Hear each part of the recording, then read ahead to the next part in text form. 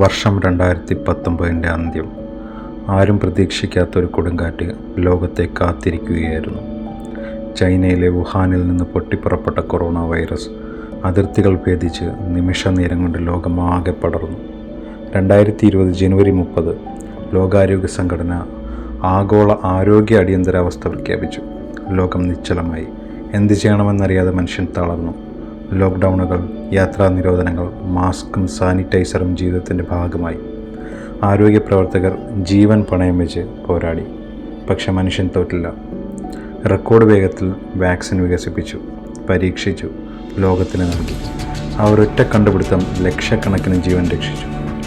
2021-22 delta, Omicron virus രൂപം മാറി വീണ്ടും ഭീതി വരുന്നു.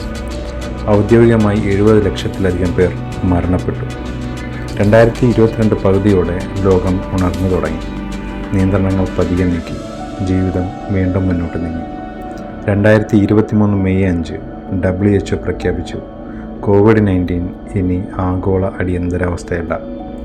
ഒരു യുദ്ധം അവസാനിച്ചു, പക്ഷേ ആ ഓർമ്മകൾ ഒരിക്കലും ആയില്ല.